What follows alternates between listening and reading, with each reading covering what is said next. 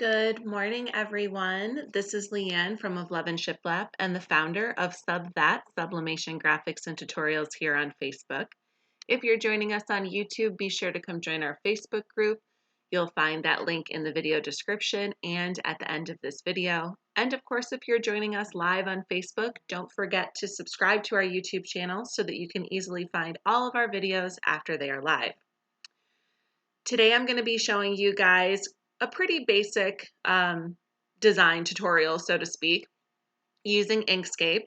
This is one of the first things that you want to learn how to do, and that is to set up your print page so that you can go ahead and get your designs imported and ready to print, and then how to divide a design for multi-page printing. If you're not familiar with the concept of multi-page printing, this is where you have a design that is larger than your printer is able to print, and you want to divide that design into multiple pages so that you are able to piece those pages together and press them on your substrate. This is a really great tool to learn, especially if you're trying to do larger substrates than even the 13 by 19 that a Workforce 7710 or the other Workforce printers can accommodate, as well as if you're using a smaller printer like the SG400. The nice part about learning this technique is that it really helps alleviate some of the limitations that you're facing with smaller print size printers. Today I'm working in Inkscape, which is a free program. One of the things I like about Inkscape is that it has a lot of really great design tools, and it is, I won't say it's easy to learn and navigate, but I definitely think that it's not as complex as it might seem when you first open it. It is free. And whether you're using this just as a platform to print your designs so that you can have proper color handling that you don't get with Silhouette, or if you're actually starting to piece together designs or even getting into the depths of actually creating your own elements, this can be a great starting platform for you. Again, because it is free, it makes it a little bit less daunting than, say, Photoshop or Affinity Designer, because you won't feel like you're spending money on something that you don't know how to use. And even though the tools and features that are in this program are going to be a little bit different from, any other program, the nice part is if you pay attention to using all these different programs, whether it's Silhouette, Affinity Designer, GIMP, Photoshop, or Inkscape, you'll notice that overall, the actions are the same. They just might be under a different name, and there might be like small differences in how you use them. So the first thing that we want to do is open up our Inkscape program, which we've already done. And we're going to resize our page to the size that we plan on printing. One of the reasons why I recommend doing this as your first step in any program is just so that you have good spatial awareness for your design in terms of what your print page is going to be. So we'll go to File and then Document Properties, and this little panel will pop up.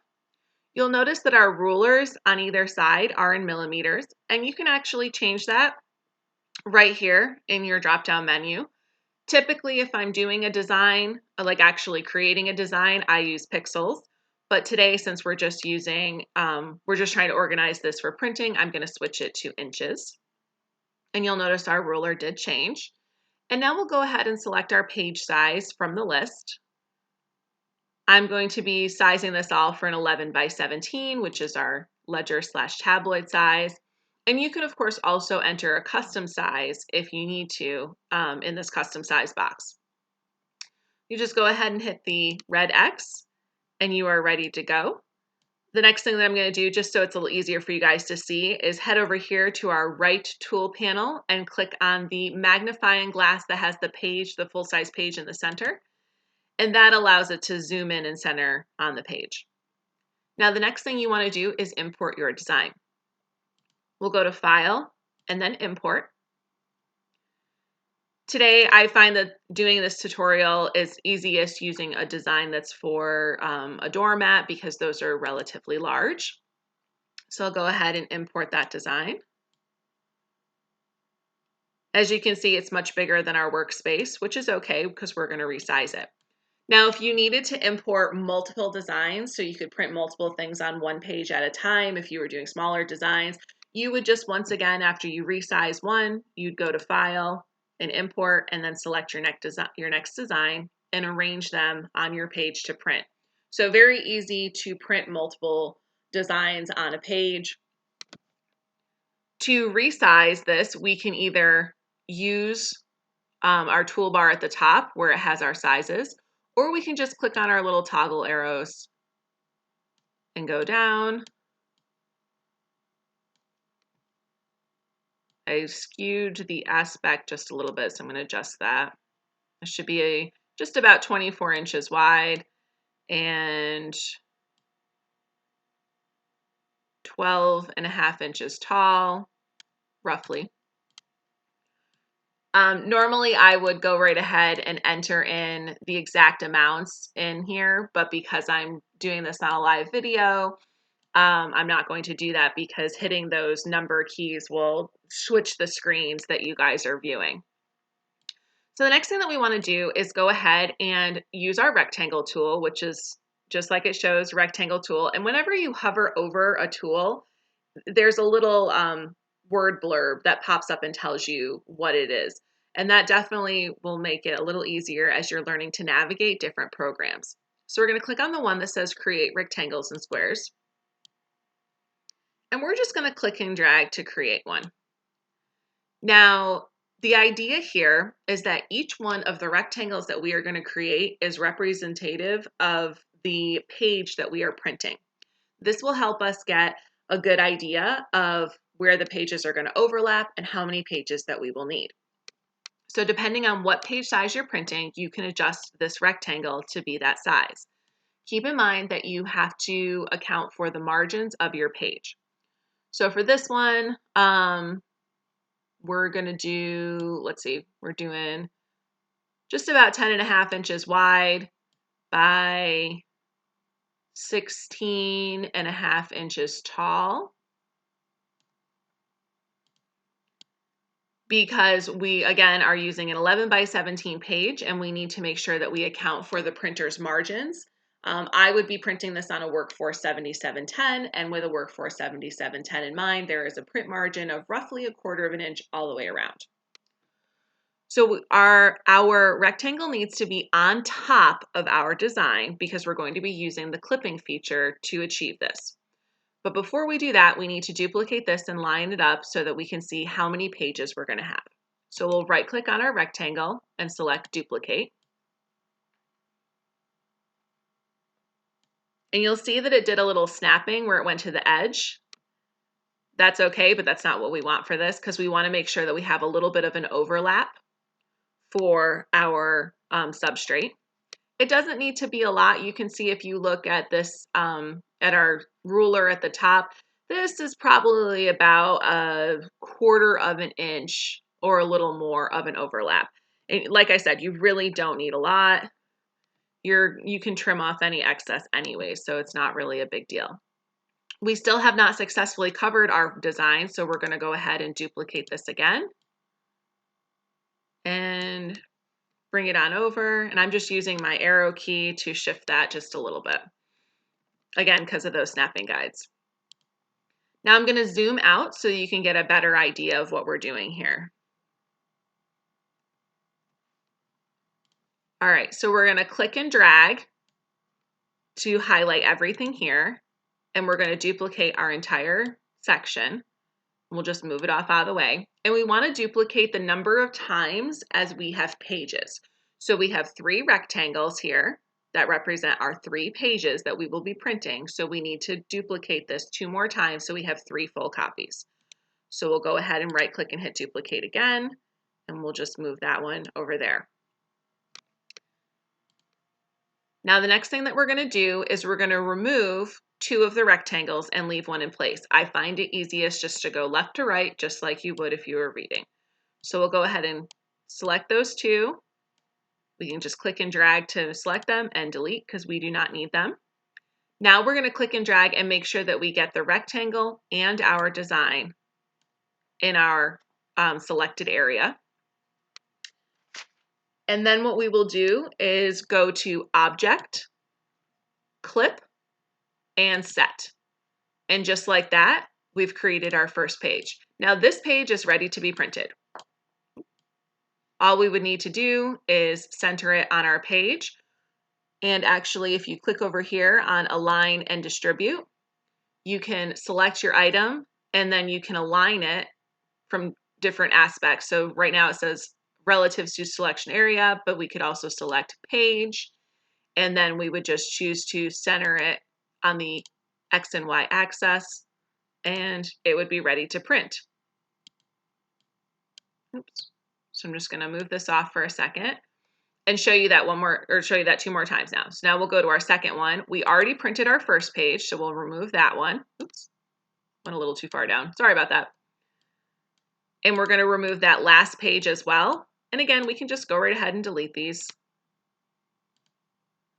And then we'll repeat that clipping process. So we're going to click and drag to select both our box that represents our page and our design. We're going to go to Object, Clip, and Set. And now our second page is ready. And if we click on that and then go back over here to our Align and Distribute and choose to center it with the page, it is now also ready to print. And our last piece, we've already selected our first two pages, so we will move off these two.